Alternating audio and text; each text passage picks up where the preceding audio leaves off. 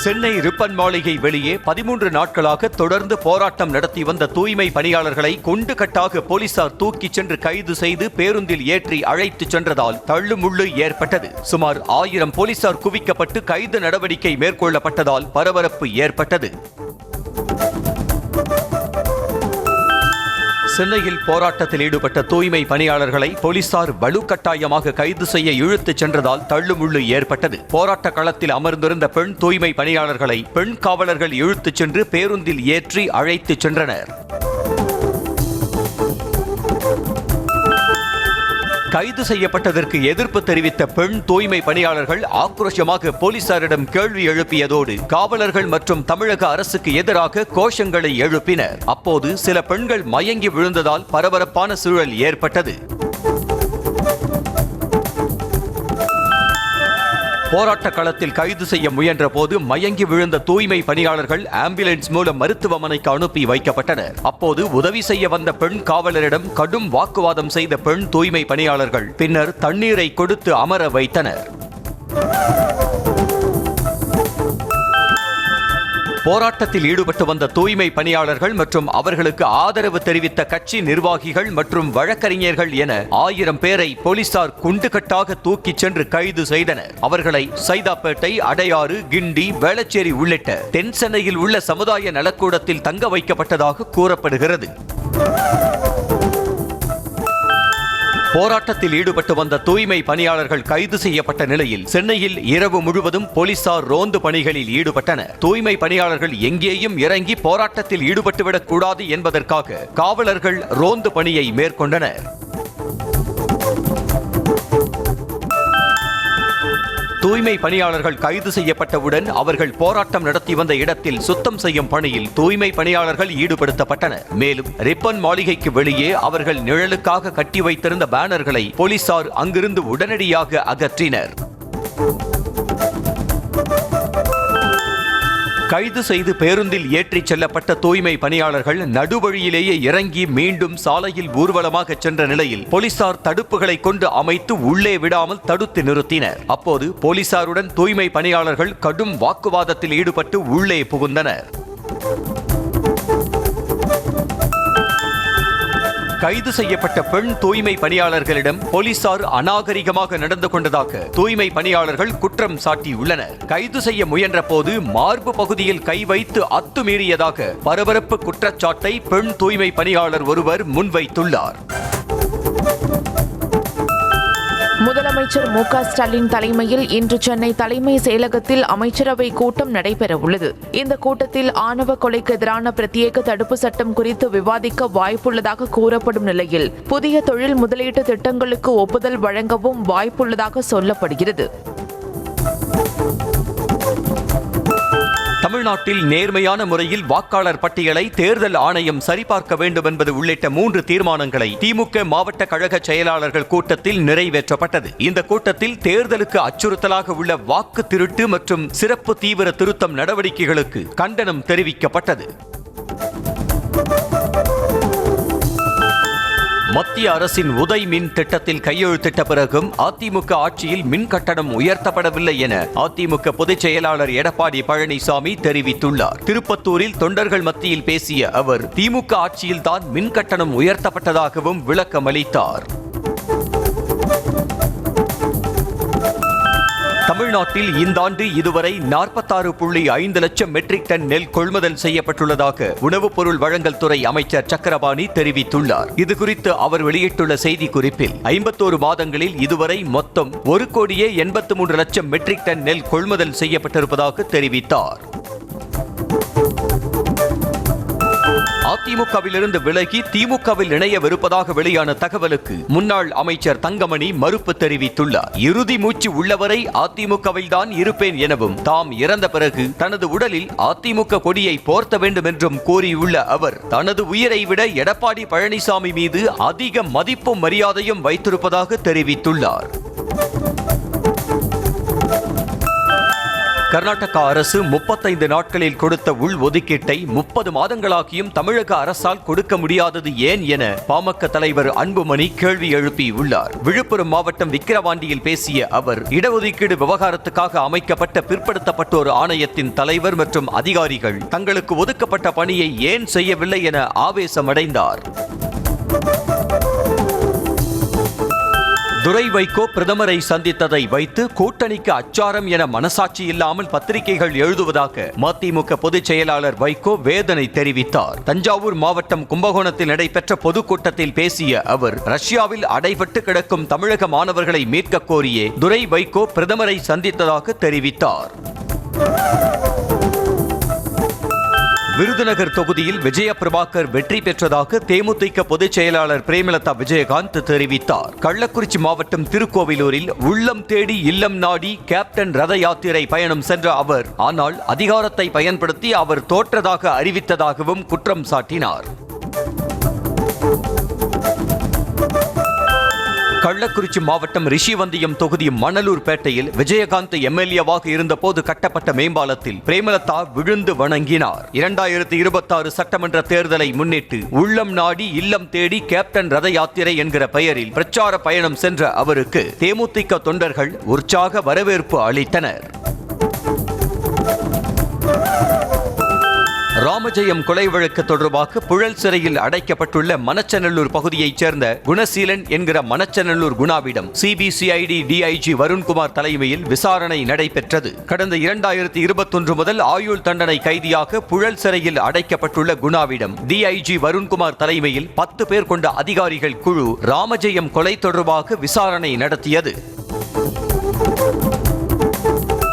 கவின் ஆணவ கொலை வழக்கில் கைது செய்யப்பட்ட சுர்ஜித் உள்ளிட்ட மூவரை வரும் 26ஆம் தேதி வரை நீதிமன்ற காவலில் சிறையில் அடைக்க மாவட்ட வன்கொடுமை தடுப்பு நீதிமன்றம் உத்தரவிட்டுள்ளது. சுர்ஜித் அவரது தந்தை சரவணனை சிபிசிஐடி போலீசார் 2 நாட்கள் காவலில் எடுத்து விசாரித்த நிலையில் சுர்ஜித்தின் வாக்குமூலம் அடிப்படையில் அவரது பெரியம்மா மகனான ஜெயபாலன் கைது செய்யப்பட்டார். நெல்லையில் ஐடி ஊழியர் கவின் ஆணவ கொலை வழக்கில் கொலையாளியான சுர்ஜித்தின் சித்தி மகனான ஜெயபாலனை போலீசார் அதிரடியாக கைது செய்தனர். கவின் கொலை வழக்கில் ஏற்கனவே சுர்ஜித், சரவணன் ஆகியோர் கைது செய்யப்பட்ட நிலையில் தற்போது 3ஆவதாக ஒருவரை கைது செய்து போலீசார் நடவடிக்கை மேற்கொண்டுள்ளனர். மதுரை மாநகராட்சி வரி முறைகேடு தொடர்பாக கைது செய்யப்பட்ட மேயரின் கணவரை வரும் 26ஆம் தேதி வரை காவலில் வைக்க நீதிமன்றம் உத்தரவிட்டது. ஆனால் உடல்நலக் கோளாறால் அவர் அரசு ராஜாஜி மருத்துவமனையில் அனுமதிக்கப்பட்டார். மாநகராட்சியில் 150 கோடி ரூபாய் அளவிற்கு வரி முறைகேடு செய்யப்பட்டது தொடர்பாக மேயர் இந்திராணியின் கணவர் பொன் வசந்த் சென்னையில் கைது செய்யப்பட்டார். தமிழகத்தில் இன்று ஓரிரு இடங்களில் லேசானது முதல் மிதமான மழை பெய்யக்கூடும் என சென்னை வானிலை ஆய்வு மையம் தெரிவித்துள்ளது. அதேபோல் நாளை தொடங்கி 19ஆம் தேதி வரை 5 நாட்களுக்கு மழை பெய்ய வாய்ப்பு உள்ளதாக கணிக்கப்பட்டுள்ளது. சிவகங்கை மாவட்டம் திருப்பத்தூர் மற்றும் அதன் சுற்றுவட்டார பகுதிகளில் பரவலாக கனமழை வெளுத்து வாங்கியதால் விவசாயிகள் மற்றும் பொதுமக்கள் மகிழ்ச்சி அடைந்தனர். ரணசிங்கபுரம், கோட்டையிருப்பு, கும்மங்குடி, காரையூர், தேவரம்பூ உள்ளிட்ட பகுதிகளில் கனமழை பெய்தது. நாளை நாடு முழுவதும் 79வது சுதந்திர தின விழா கொண்டாடப்பட உள்ள நிலையில் அதனை ஒட்டி நாடு முழுவதும் உள்ள அரசு அலுவலகங்கள் மூவர்ண விளக்குகளில் ஜொலித்தன. டெல்லியில் உள்ள நார்த் பிளாக், இந்தியா கேட் மற்றும் விமானப்படை தலைமையகம் வண்ண மின் விளக்குகளால் அலங்கரிக்கப்பட்டுள்ளன. சுதந்திர தின விழாவை முன்னிட்டு தலைநகர் டெல்லி முழுவதும் பாதுகாப்பு பலப்படுத்தப்பட்டு தீவிர கண்காணிப்பு பணிகள் மேற்கொள்ளப்பட்டு வருகின்றன.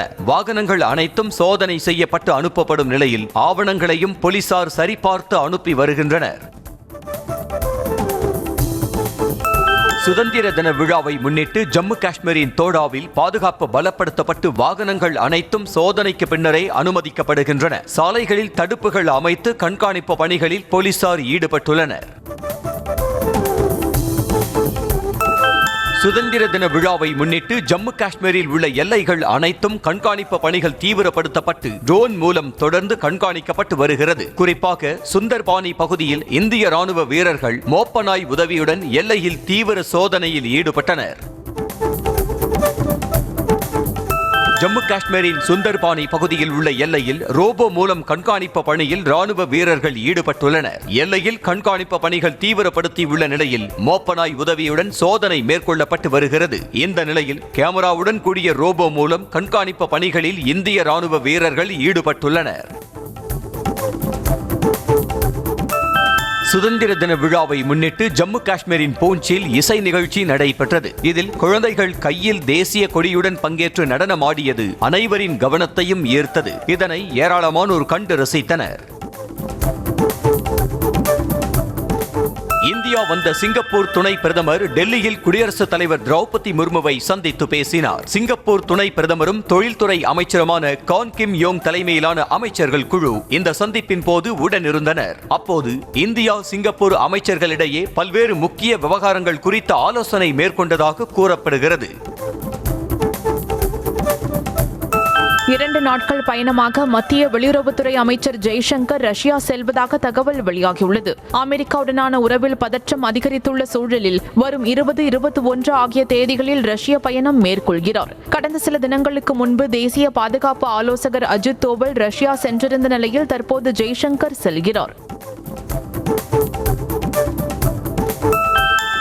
வாக்கு திருட்டு தொடர்பாக வாக்காளர்களிடையே விழிப்புணர்வை ஏற்படுத்தும் வகையில் வரும் 17ஆம் தேதி முதல் 15 நாட்களுக்கு ராகுல் காந்தி நடைபயணம் மேற்கொள்கிறார். பீகார் தலைநகர் பாட்னாவில் வரும் செப்டம்பர் 1ஆம் தேதி வரை நடைபெறும் பேரணியில் இந்தியா கூட்டணி கட்சி தலைவர்கள் அனைவரும் பங்கேற்பார்கள் என சத்தீஸ்கர் முன்னாள் முதல்வர் பூபேஷ் பாகல் தெரிவித்துள்ளார். பல்கலைக்கழக துணைவேந்தர் நியமனத்திற்கு தடை விதித்த விவகாரம் தொடர்பாக உச்சநீதிமன்றத்தில் தமிழக ஆளுநர் தரப்பில் மனு தாக்கல் செய்யப்பட்டுள்ளது. பல்கலைக்கழகங்களுக்கு துணைவேந்தரை நியமிக்கும் நடைமுறை காலதாமதம் ஆவதற்கு ஆளுநர் பொறுப்பில்லை என்றும், மாறாக யுஜிசி விதிமுறைகள் மீறும் வகையில் தமிழ்நாடு அரசு சட்டமன்றத்தில் சட்ட திருத்தத்தை கொண்டு வந்ததே துணைவேந்தர் நியமனம் தாமதமாக காரணம் எனவும் தெரிவிக்கப்பட்டுள்ளது. மேற்குவங்க மாநிலம் சால்ட் லேக் பகுதியில் போராட்டத்தில் வன்முறை வெடித்த நிலையில் போலீசார் தடியடி நடத்தியும் கண்ணீர் புகை குண்டுகளை வீசியும் கூட்டத்தை கலைத்தனர். விபத்தில் சிக்கிய கார் தீப்பிடித்து எரிந்ததில் டெலிவரி பாய் உயிரிழந்ததாக கூறி அவருடைய உறவினர்கள் போராட்டத்தில் ஈடுபட்ட போது வன்முறை வெடித்ததாக கூறப்படுகிறது. மத்திய பிரதேச மாநிலம் இந்தூரில் ஓய்வு பெற்ற நீதிபதி வீட்டில் மர்ம நபர்கள் 5 லட்சம் ரூபாய் மற்றும் தங்கம் வெள்ளி நகைகளை திருடி சென்ற சிசிடிவி காட்சி வெளியாகியுள்ளது. தூங்கிக் கொண்டிருந்த நீதிபதியின் மகன் எழுந்தால் அடித்துக் கொள்ளும் நோக்கில் திருடர்கள் இரும்பு ராடோடு காத்திருந்ததால் சுதாரித்துக் கொண்ட அவர் கண்ணை திறக்காமலேயே இருந்துள்ளார். அசாம் மாநிலம் ஜோஹாய் மாவட்டத்தில் கடந்த 12ஆம் தேதி போலீசாரை கடுமையாக தாக்கிய மர்ம கும்பல் பாதுகாப்பு படையினரின் வாகனங்களை சேதப்படுத்தியதால் அப்பகுதியில் பாதுகாப்பு பணி தீவிரப்படுத்தப்பட்டுள்ளது. இந்த தாக்குதலில் 14 போலீசார் காயமடைந்த நிலையில் சம்பவம் தொடர்பாக 7 பேர் கைது செய்யப்பட்டுள்ளனர். அஸ்ஸாம் மாநிலம் தூப்ரி மாவட்டத்தில் அதிகாலை 1 மணி அளவில் 2.8 ரிக்டர் அளவுகோலில் நிலநடுக்கம் பதிவாகியுள்ளதாக தேசிய நிலநடுக்க அறிவியல் மையம் எக்ஸ் தளத்தில் தெரிவித்திருக்கிறது. 10 கிலோமீட்டர் ஆழத்தில் நிலநடுக்கம் மையம் கொண்டிருப்பதாக நிலநடுக்க அறிவியல் மையம் கூறியுள்ளது. குஜராத் மாநிலம் தேவபூமி துவாரகா மாவட்டத்தில் அமைந்துள்ள துவாரகாதீசர் கோயில் கிருஷ்ண ஜெயந்தியை முன்னிட்டு வண்ண விளக்குகளால் ஜொலிக்கும் கண்கவர் காட்சி பக்தர்களை வெகுவாக கவர்ந்திருக்கிறது. இந்த விழாவில் கிருஷ்ணரை குழந்தையாக பாவித்து வழிபடுவது, கிருஷ்ணர் வேடமணிந்து ஊர்வலமாக செல்வது உள்ளிட்ட கொண்டாட்டங்கள் நடைபெறும். தெலங்கானா மாநிலம் கம்மம் மாவட்டத்தில் 2 கார்கள் நேருக்கு நேர் மோதிக்கொண்ட விபத்தில் ஒரு கார் தீப்பிடித்து எரிந்ததால் பரபரப்பு ஏற்பட்டது. ஜன்னாரம் அருகே சென்று கொண்டிருந்த 2 கார்கள் நேருக்கு நேர் மோதிக்கொண்ட நிலையில் ஒரு காரில் தீ பற்றியது. இதில் 2 கார்களில் இருந்தவர்களும் நல்வாய்ப்பாக உயிர் தப்பினர். தெலங்கானாவில் பெய்து வரும் தொடர் கனமழை காரணமாக நாகார்ஜுனா சாகர் அணைக்கு நீர்வரத்து அதிகரித்திருக்கிறது. அணைக்கு வினாடிக்கு 1,74,000 கன அடி வீதம் தண்ணீர் வந்து கொண்டிருக்கும் நிலையில் அணையிலிருந்து 26 மதகுகள் வழியாக வினாடிக்கு 2,33,000 கன அடி வீதம் உபரி நீர் வெளியேற்றப்படுகிறது. உத்தரப்பிரதேச மாநிலம் லக்னோவில் தொடர்ந்து பெய்த கனமழை காரணமாக சாலைகளில் ஆறு போல் வெள்ளம் பெருக்கெடுத்து ஓடியதால் வாகன ஓட்டிகள் கடும் அவதியடைந்தனர். இரவு முழுவதும் பெய்த கனமழையால் சாலைகளில் குளம் போல் மழை நீர் தேங்கி நின்றதால் வாகனங்களை இயக்க முடியாமல் வாகன ஓட்டிகள் சிரமப்பட்டனர். மதுரை பாரபத்தி பகுதியில் தமிழக வெற்றி கழகத்தின் 2வது மாநில மாநாடு நடைபெறும் இடத்தில் மாவட்ட காவல் கண்காணிப்பாளர் நேரில் ஆய்வு மேற்கொண்டார். ஆகஸ்ட் 21ஆம் தேதி நடைபெற உள்ள மாநாட்டிற்கு தற்போது வரை 75% பணிகள் நிறைவடைந்திருக்கும் நிலையில் முன்னேற்பாடு மற்றும் பாதுகாப்பு வசதி குறித்து விவரங்களை கேட்டறிந்தார். கள்ளக்குறிச்சி மாவட்டம் ரிஷிவந்தியம் தொகுதியில் பிரச்சார சுற்றுப்பயணத்தின் போது கட்சி நிர்வாகி மீது தேமுதிக பொதுச் செயலாளர் பிரேமலதா விஜயகாந்த் டென்ஷன் ஆனதால் பரபரப்பு ஏற்பட்டது. ஒரு நிர்வாகியின் பெயரை குறிப்பிட்டு உடல்நலத்தை பார்த்துக் கொள்ளும்படி கூறியதால் எதிர்த்தரப்பினர் எதிர்ப்பு தெரிவித்தனர். இதனால் கோஷ்டி பூசல் வேண்டாம் என கூறி டென்ஷன் ஆனார். மதுரையில் வெறிநாய் கடித்ததில் வியாபாரி மயங்கி விழுந்த சம்பவம் பரபரப்பை ஏற்படுத்தி உள்ளது. காயல்பட்டினத்தைச் சேர்ந்த எலக்ட்ரானிக் பொருட்கள் வியாபாரம் செய்யும் இஸ்மாயில் பொருட்கள் வாங்குவதற்கு மதுரைக்கு சென்று அரிசிக்கார தெருவில் உள்ள இன்மையில் நன்மை தருவார் கோயில் பகுதியில் சென்றபோது வெறிநாய் துரத்தி கடித்திருக்கிறது. வேலூர் மாவட்டம் குடியாத்தம் அருகே பழுதடைந்த மின்மாற்றி நியூஸ் தமிழ் செய்தி எதிரொலியாக சீர் செய்யப்பட்டு மீண்டும் பொருத்தப்பட்டது. மோர்தானா ஊராட்சி போடியப்பனூர் கிராமத்தில் மின்மாற்றி பழுதடைந்ததால் பயிர் செய்ய முடியாமல் அவதிப்பட்ட விவசாயிகள் மின்மாற்றி கம்பத்துக்கு பூமாலை அணிவித்து அஞ்சலி செலுத்தினர். கடலூர் மாவட்டம் நெய்வேலியில் சார்பு நீதிமன்ற பெண் ஊழியரிடம் தகாத முறையில் நடந்து கொண்டதாக வக்கீல் குமாஸ்தாவை போலீசார் கைது செய்தனர். நெய்வேலி நீதிமன்ற அரசு கூடுதல் வழக்கறிஞர் ஒருவரிடம் குமாஸ்தாவாக பணிபுரிந்த வடலூர் அருகே தென்குத்த பகுதியைச் சேர்ந்த பாஸ்கர் பெண் ஊழியரிடம் தகாத முறையில் நடந்து கொண்டதாக கூறப்படுகிறது. ஆடி கிருத்திகையை முன்னிட்டு அரக்கோணம் திருத்தணி இடையே 5 நாட்கள் சிறப்பு ரயில்கள் இயக்கப்படும் என அறிவிக்கப்பட்டுள்ளது. அதன்படி இன்று முதல் ஆகஸ்ட் 18ஆம் தேதி வரை 5 நாட்களுக்கு சிறப்பு ரயில்கள் இயக்கப்படும் நிலையில் காலை 10 மணி, மதியம் 1 மணி மற்றும் மதியம் 2:50 மணிக்கு சிறப்பு ரயில்கள் இயக்கப்படும் என தெரிவிக்கப்பட்டுள்ளது.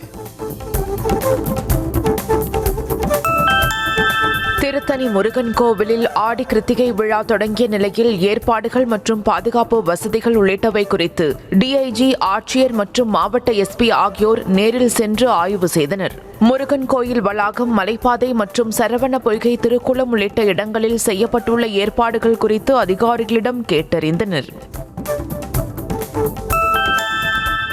சேலத்தில் கடத்தல் கும்பல் செய்தியாளர் குழு மீது லாரி ஏற்றி கொள்ள முயன்ற சம்பவம் பரபரப்பை ஏற்படுத்தி உள்ளது. மாமாங்கம் பகுதியில் 3 நாட்களாக இரவு பகல் பாராது குவாரியில் தங்கியிருந்து செய்தி சேகரித்த நிலையில் கடத்தல் கும்பலை போலீசாரிடம் ஒப்படைத்த போதும் நடவடிக்கை எடுக்காமல் அனுப்பி வைத்தது அதிர்ச்சியை ஏற்படுத்தி உள்ளது. திருச்சி பாரதிதாசன் பல்கலைக்கழக பதிவாளர் நேரில் ஆஜராகும்படி உயர்நீதிமன்ற மதுரை கிளை உத்தரவிட்டுள்ளது. பல்கலைக்கழக அலுவலக உதவியாளருக்கு பதவி உயர்வு வழங்க உத்தரவிட்டும் வழங்காதது ஏன் என விளக்கமளிக்கவும், நீதிமன்ற உத்தரவை நிறைவேற்றாத அவர் மீது ஏன் அவமதிப்பு நடவடிக்கை எடுக்கக்கூடாது என நேரில் ஆஜராகி விளக்கமளிக்கும்படியும் உத்தரவிட்டது. விழுப்புரத்தில் பள்ளி மாணவர் உயிரிழக்க இதய தசை தடிமன்தான் காரணம் என ஆய்வில் தெரிய வந்துள்ளது. சரஸ்வதி மெட்ரிக் மேல்நிலை பள்ளியில் +1 படித்து வந்த மோகன்ராஜ் என்பவர் நேற்று காலை 7 மணி அளவில் சிறப்பு வகுப்பில் கலந்து கொள்ள வந்தபோது திடீரென மயங்கி விழுந்து இறந்தார். முண்டியம்பாக்கம் அரசு மருத்துவக் கல்லூரி மருத்துவமனையில் உடற்கூறு ஆய்வு செய்யப்பட்டது. ஓய்வு பெற்ற நீதிபதி சந்துருவுக்கு எதிராக வாராகி என்பவர் தொடர்ந்த பொதுநல மனுவை சென்னை உயர்நீதிமன்றம் அபராதத்துடன் தள்ளுபடி செய்தது. நீதிபதிகளுக்கு எதிரான கருத்துக்களை ஓய்வு பெற்ற நீதிபதிகள் பொதுவெளியில் வெளியிட தடை விதிக்க கோரியும் உண்மை கண்டறியும் குழு அமைத்து விசாரிக்க கோரியும் வாராகி என்பவர் வழக்கு தொடர்ந்திருந்தார். சென்னையை அடுத்த பூந்தமல்லி அருகே சட்டவிரோதமாக வளர்க்கப்பட்ட ராட்வீலர் நாய் கடித்து குதறியதில் கட்டுமான தொழிலாளியின் மூக்கு துண்டான சம்பவம் அதிர்ச்சியை ஏற்படுத்தி உள்ளது. காவல்சேரியில் புதிதாக கட்டப்பட்டு வரும் கட்டடத்தில் வேலை பார்த்து வந்த கணேஷ் என்பவர் அதன் உரிமையாளரின் ராட்வீலர் நாய்களை கவனித்து வந்த நிலையில் அவரை கடுமையாக கடித்திருக்கிறது. சென்னை காசிமேட்டில் நள்ளிரவில் டிஃபன் கடையில் சிலிண்டர் வெடித்து தீ விபத்து ஏற்பட்ட நிலையில் சிலிண்டர் வெடித்து சிதறிய வீடியோ வெளியாகி அதிர்ச்சியை ஏற்படுத்தியுள்ளது. காசிமேடு மீன் சந்தை பழைய ஏலக்கூடம் பகுதியில் உள்ள டிஃபன் கடையில் இருந்த சமையல் எரிவாயு சிலிண்டர் வெடித்ததில் அருகில் டீ கடையில் இருந்த சிலிண்டரும் வெடித்து சிதறியது. திருச்சியில் அஞ்சலக பெண் ஊழியரிடம் பாலியல் சீண்டலில் ஈடுபட்டு கைது செய்யப்பட்ட காவலரை SP செல்வநாகரத்தினம் பணி இடைநீக்கம் செய்து உத்தரவிட்டார். அஞ்சலகத்தில் பணிபுரியும் பொன்மலையைச் சேர்ந்த பெண் ஊழியரிடம் கானக்கிளியநல்லூர் காவல் நிலையத்தில் பணிபுரியும் கோபாலகிருஷ்ணன் பாலியல் சீண்டலில் ஈடுபட்டார். திருவாரூர் பழைய பேருந்து நிலையத்தில் அடுத்தடுத்து கம்யூனிஸ்ட் கட்சியினர் மற்றும் பாஜகவினர் போராட்டத்தில் ஈடுபட்டதால் பரபரப்பு ஏற்பட்டது. அமெரிக்கா இந்திய வேளாண் வணிக ஒப்பந்தத்தை கண்டித்து கம்யூனிஸ்ட் கட்சியினர் போராட்டம் நடத்திய நிலையில் பாஜகவினர் பிரதமர் மோடி வாழ்க என்ற முழக்கத்தோடு போராட்டத்தில் ஈடுபட்டனர். செங்கல்பட்டு மாவட்டம் மதுராந்தகம் அருகே சமுதாய கூடத்தில் தங்கியிருந்த சிறப்பு காவல் படையினரை காலி செய்ய கோரி அப்பகுதி மக்கள் முற்றுகை போராட்டத்தில் ஈடுபட்டதால் பரபரப்பு ஏற்பட்டது. பாக்கம் கிராமத்தில் உள்ள சமுதாய கூடத்தில் உளுந்தூர்பேட்டை சிறப்பு காவல் படையினர் 10 நாட்கள் அனுமதி கேட்டு தங்கியுள்ளதாக கூறப்படுகிறது.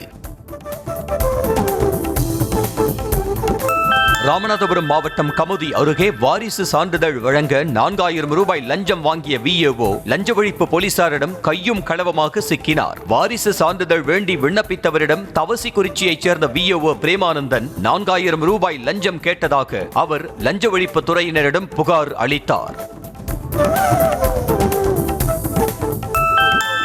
ராணிப்பேட்டை மாவட்டம் திமிரி அருகே பூட்டியிருந்த வீட்டின் கதவை உடைத்து 40 சவரன் தங்க நகைகளை மர்ம நபர்கள் திருடிச் சென்ற சம்பவம் பரபரப்பை ஏற்படுத்தியுள்ளது. ராமபாளையத்தைச் சேர்ந்த வெற்றி வீரன் என்பவர் தனது குடும்பத்துடன் சோளிங்கரில் உள்ள கோயிலுக்கு சென்றுவிட்டு வந்தபோது வீட்டின் கதவு உடைக்கப்பட்டு நகைகள் திருடப்பட்டதாக போலீசாரிடம் புகார் அளித்தார்.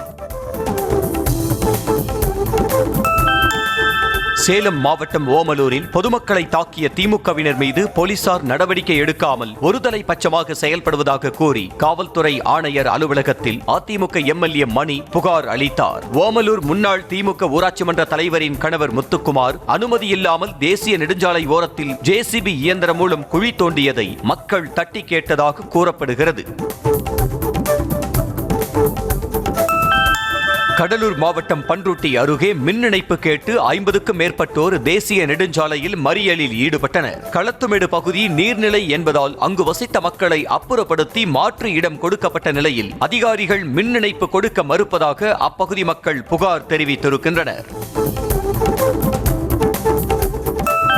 வங்கியிடம் 120 கோடி ரூபாய் கடன் பெற்று மோசடி செய்ததாக CBI தொடர்ந்த வழக்கிற்கும் தனக்கும் எந்த தொடர்பும் இல்லை என சென்னை லீ மெரிடியன் ஹோட்டல் அதிபர் பழனி G பெரியசாமி விளக்கம் அளித்துள்ளார். தாம் கடன் வாங்கிய நிறுவனத்திடம்தான் CBI சோதனை நடத்தியதாக கூறியவர் வாங்கிய கடனை அந்த நிறுவனத்திடம் திருப்பி செலுத்திவிட்டதாக தொழிலதிபர் பழனி I பெரியசாமி தெரிவித்தார்.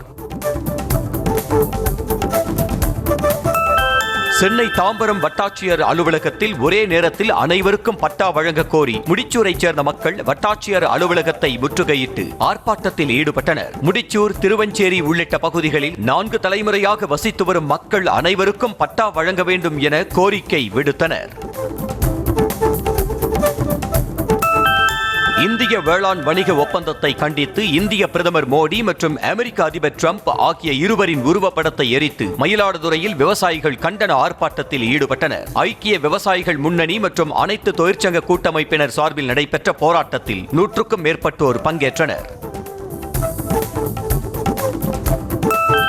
நாகை மாவட்டம் பிரதாபராமபுரத்தில் நீர்நிலையை பாதிக்கும் வகையில் சவுடு மண் எடுப்பதை தடுக்க கோரி JCB மற்றும் லாரி உள்ளிட்ட வாகனங்களை அப்பகுதி மக்கள் சிறைப்பிடித்து போராட்டத்தில் ஈடுபட்டனர். சின்னேரியில் அரசு அனுமதித்த அளவை விட அதிக ஆழத்தில் சவுடு மண் எடுப்பதாக மக்கள் குற்றம் சாட்டினர்.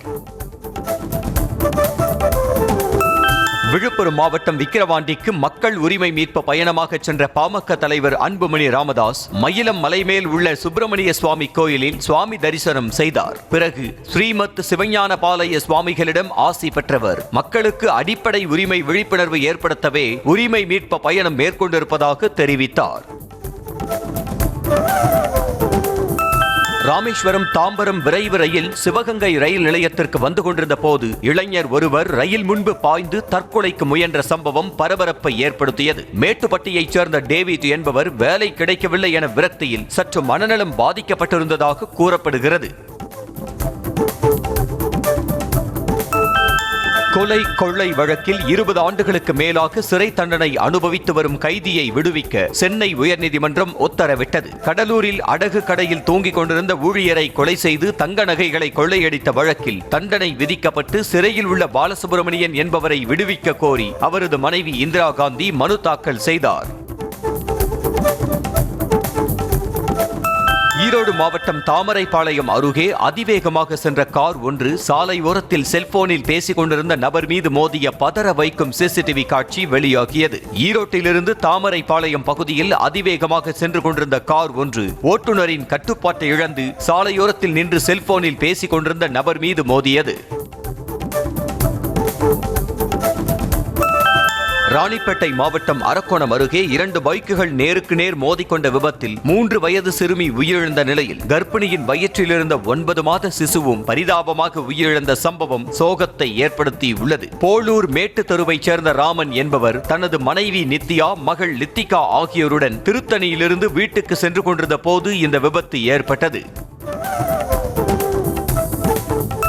தஞ்சை அருகே மாதாக்கோட்டை பைபாஸ் பாலம் அருகே கார் மோதிய விபத்தில் இருசக்கர வாகனத்தில் சென்ற ஒரே குடும்பத்தைச் சேர்ந்த அப்பா மற்றும் 2 மகள்கள் சம்பவ இடத்திலேயே பரிதாபமாக உயிரிழந்தனர். வல்லத்தைச் சேர்ந்த அறிவழகன் என்பவர் தனது மனைவி, 2 மகள்கள் மற்றும் தங்கை மகளுடன் ஒரு பைக்கில் பனங்காட்டில் உள்ள கோயிலுக்கு சென்ற போது இந்த விபத்து நிகழ்ந்தது.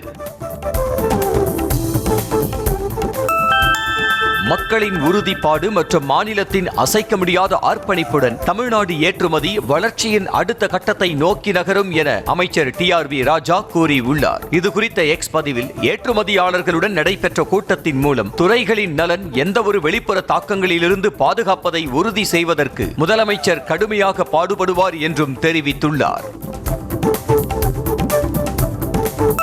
பொய்யான வாக்குறுதி கொடுத்து ஆட்சிக்கு வந்த திமுகவை வீட்டுக்கு அனுப்பும் நேரம் வந்துவிட்டதாக பாமக தலைவர் அன்புமணி ராமதாஸ் விமர்சித்தார். தமிழக மக்கள் உரிமை மீட்பு என்ற பெயரில் விழுப்புரம் மாவட்டம் விக்கிரவாண்டியில் பொதுமக்கள் மத்தியில் பேசிய அவர் வன்னியர்களுக்கு 15% இடஒதுக்கீடு கொடுப்பதாக சொன்ன முதலமைச்சர் மு க ஸ்டாலின் ஏன் அதனை நிறைவேற்றவில்லை என கேள்வி எழுப்பினார். கிழக்கு சீனாவின் ஃபுஜியனில் 2வது முறையாக போடுல் புயல் கரையை கடந்த நிலையில் பலத்த சேதத்தை ஏற்படுத்தியுள்ளது. புயல் கரையை கடந்த போது பலத்த காற்றுடன் கனமழை கொட்டி தீர்த்த நிலையில் இதன் காட்சிகள் வீடுகளில் வைக்கப்பட்டிருந்த சிசிடிவி கேமராவில் பதிவாகியிருக்கிறது. ஐரோப்பிய ஒன்றிய நாடுகளின் தலைவர்களோடு அமெரிக்க அதிபர் டொனால்ட் ட்ரம்ப் காணொலி மூலம் பேச்சுவார்த்தை நடத்தவிருக்கும் நிலையில் அதில் கலந்து கொள்வதற்காக யுக்ரைன் அதிபர் ஜெலன்ஸ்கி ஜெர்மன் சென்றடைந்தார். ட்ரம்புடனான பேச்சுவார்த்தையின் போது ஜெர்மன் அதிபர் ஃபிரெட்ரிச் மெர்சுடன் ஜெலன்ஸ்கி இணைவார் என்று எதிர்பார்க்கப்படுகிறது.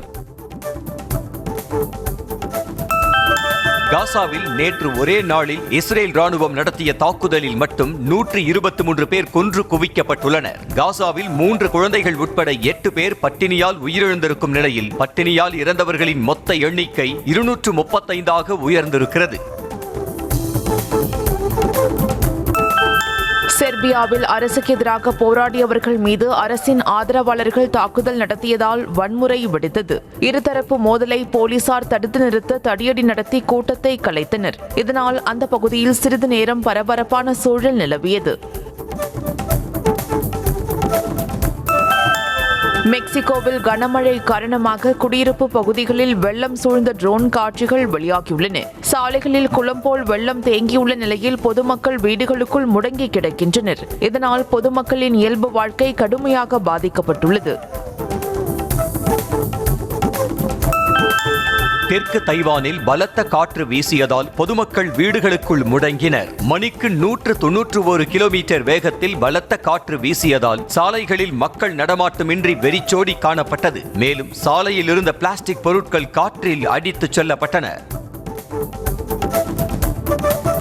அல்பேனியாவில் காட்டு தீ ஏராளமான வீடுகளை சேதப்படுத்திய நிலையில் முன்னெச்சரிக்கையாக பொதுமக்களை வெளியேற்றியதால் அசம்பாவிதம் தவிர்க்கப்பட்டது. வனப்பகுதியை ஒட்டியிருந்த வீடுகள் எரிந்து சேதமடைந்த நிலையில் வீடுகளில் வளர்க்கப்பட்டு வந்த கால்நடைகளும் உயிரிழந்தன.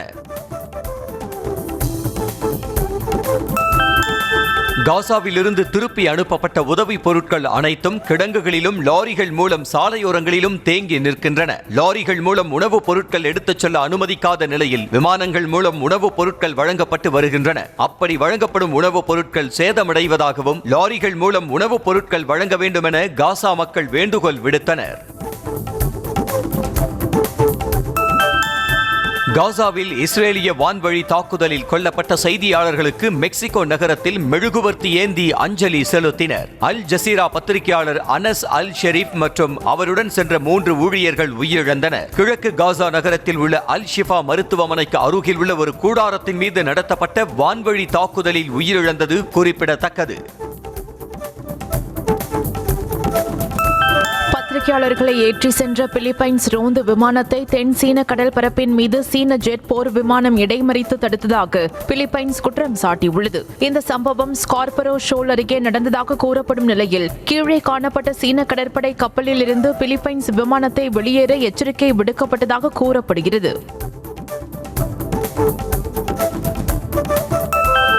சீனாவின் வென்சாங் விண்வெளி ஏவுதளத்திலிருந்து இணைய சேவைக்கான குறைந்த புவி சுற்றுப்பாதை செயற்கைக்கோளை சீனா வெற்றிகரமாக விண்ணில் ஏவியது. இந்த செயற்கைக்கோள்கள் திட்டமிட்டபடி அதன் சுற்றுவட்ட பாதையில் வெற்றிகரமாக நுழைந்தது. இதில் லாங் மார்ச் ராக்கெட் தொடரின் 588வது ஏவுதல் பணியாகும். ICC ஒருநாள் கிரிக்கெட் பேட்டர்கள் தரவரிசையில் இந்திய கேப்டன் ரோஹித் சர்மா 756 புள்ளிகளுடன் 2வது இடத்திற்கு முன்னேறியுள்ளார். இந்த தரவரிசையில் 784 புள்ளிகளுடன் இந்திய துணை கேப்டன் சுப்மன் கில் முதலிடத்திலும், நட்சத்திர வீரர் விராட் கோலி 4வது மற்றும் ஸ்ரேயஸ் ஐயர் 8வது இடத்திலும் நீடிக்கின்றனர். ICC T20 கிரிக்கெட் தொடரின் பேட்டர்கள் தரவரிசையில் இந்தியாவின் திலக் வர்மா 804 புள்ளிகளுடன் 2வது இடத்திற்கு முன்னேறியுள்ளார். 2ஆம் இடத்திலிருந்து ஆஸ்திரேலியாவின் டிராவிஸ் ஹெட் சமீபத்திய போட்டிகளில் மோசமாக விளையாடியதால் அவரது புள்ளிகள் தரவரிசையில் கீழே சரிந்த நிலையில் திலக் வர்மா அந்த இடத்தை எட்டியுள்ளார். 2030 காமன்வெல்த் தொடரை இந்தியாவில் நடத்துவதற்கான முயற்சிக்கு இந்திய ஒலிம்பிக் சங்கம் ஒப்புதல் அளித்திருக்கிறது. குஜராத் மாநிலம் அகமதாபாத்தில் போட்டிகளை நடத்த பரிந்துரை செய்யப்பட்டுள்ளதாக கூறப்படும் நிலையில் காமன்வெல்த் விளையாட்டு கூட்டமைப்பிடம் இந்தியா தனது விண்ணப்பத்தை விரைவில் சமர்ப்பிக்கும் என எதிர்பார்க்கப்படுகிறது. பெங்களூரு சின்னசாமி மைதானத்தில் நடைபெற இருந்த மகளிர் உலகக்கோப்பை T20 தொடருக்கான போட்டிகளை கேரளாவில் உள்ள திருவனந்தபுரம் மைதானத்திற்கு மாற்ற திட்டமிடப்பட்டுள்ளது. ஆகஸ்ட் 10ஆம் தேதிக்குள் போட்டியை நடத்த போலீசாரிடம் அனுமதி பெற வேண்டும் என கர்நாடகா கிரிக்கெட் வாரியத்திற்கு BCCI கெடு விதித்த நிலையில் இதுவரை அனுமதி பெற முடியவில்லை என கூறப்படுகிறது. சின்சினாட்டி ஓபன் சர்வதேச டென்னிஸ் தொடரின் ஆண்கள் இரட்டையர் பிரிவில் இந்தியாவின் யூகி பாம்ரி நியூசிலாந்தின் மைக்கேல் வீனஸ் ஜோடி அதிர்ச்சி தோல்வியடைந்தது. முதல் செட்டை 6-3 என வென்ற யூகி பாம்ரி ஜோடி அடுத்த 2 செட்களையும் இழந்து தொடரிலிருந்து வெளியேறியது. ரஜினிகாந்த் நடித்துள்ள கூலி திரைப்படத்தின் சிறப்பு காட்சியை பார்த்த முதலமைச்சர் மு க ஸ்டாலின் இயக்குனர் லோகேஷ் கனகராஜ் மற்றும் திரைப்பட குழுவினருக்கு வாழ்த்து தெரிவித்துள்ளார். இதற்கு இயக்குனர் லோகேஷ் கனகராஜ் X வலைதளத்தில் முதலமைச்சருக்கு நன்றி தெரிவித்துள்ளார். ரஜினிகாந்த் நடிப்பில் வெளியாகும் கூலி திரைப்படம் LCU-வாக இல்லாமல் தனித்துவமான திரைப்படமாக இருக்கும் என்று இயக்குனர் லோகேஷ் கனகராஜ் தெரிவித்துள்ளார். இது தொடர்பாக அவர் வெளியிட்டுள்ள அறிக்கையில் இதனை குறிப்பிட்டுள்ள நிலையில் படத்தின் மீதான எதிர்பார்ப்பு மேலும் அதிகரித்திருக்கிறது. லோகேஷ் கனகராஜ் இயக்கத்தில் ரஜினிகாந்த் நடிப்பில் உருவாகி இன்று வெளியாக உள்ள கூலி திரைப்படம் 5000 திரையரங்குகள் வரை திரையிடப்படும் என தகவல் வெளியாகியுள்ளது. மிகப்பெரிய எதிர்பார்ப்புக்கு மத்தியில் வெளியாகும் கூலி திரைப்படம் இதுவரை இல்லாத அளவிற்கு 100 நாடுகளில் மிக பிரம்மாண்டமாக வெளியாகிறது.